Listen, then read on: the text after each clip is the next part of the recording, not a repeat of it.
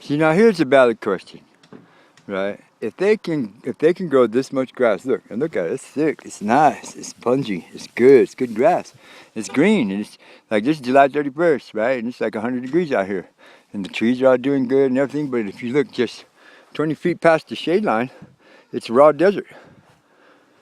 See it, mountains and everything.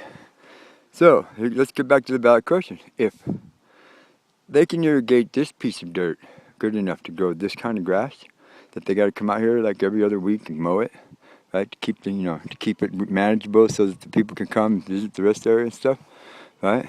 Don't you think that they could irrigate that part of the desert over there on a larger scale, right? And they could grow more food, and they could do stuff without GMO, without bioengineering the seeds to grow in different conditions.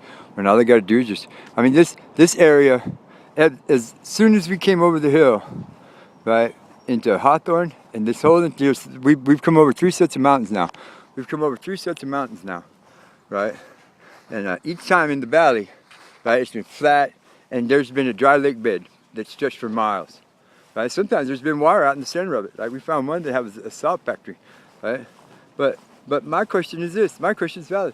If this used to be all lakes and stuff anyway, right? Then there's water in the ground here, and all they got to do is drill the hole, pump it up, irrigated. They did it over there in Israel. They did it over there in Afghanistan. They did it over there, you know what I'm saying, everywhere else, Africa, right? Why? I mean, there's nothing here, and there's no people that live out here, right? This is a very harsh environment.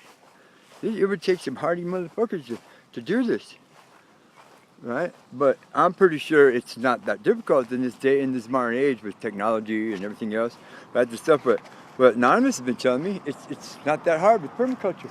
With permaculture, look, permaculture. All they got to do is just figure out which way the water goes, and I'm pretty sure they already know, right? And then where the water settles, that's where you plant the farm, right? You put some mulch, some other stuff on top of the ground. You condition the earth, right? You put all the nutrients back into it, right? You flip it over a few times, right? And then boom, there you go. Conditioned soil is going to retain water, right? So when it does rain out here on those rare times where it does rain, right?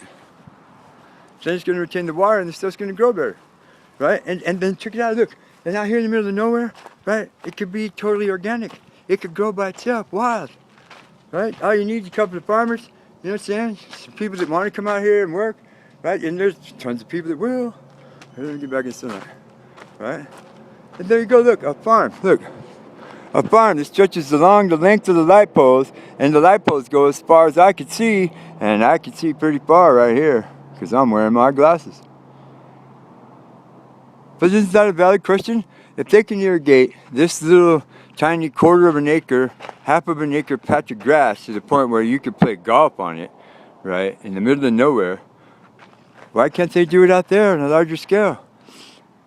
Cost economic, right? They would produce better, probably better crops, right? Because they would be getting a lot of sunlight, and they would, permaculture ideas and all that stuff. Look, they're harvesting the sunlight out there in the desert in the machine. Why not here? This is me, Brian. I like Nevada, right? I really do. Thank you.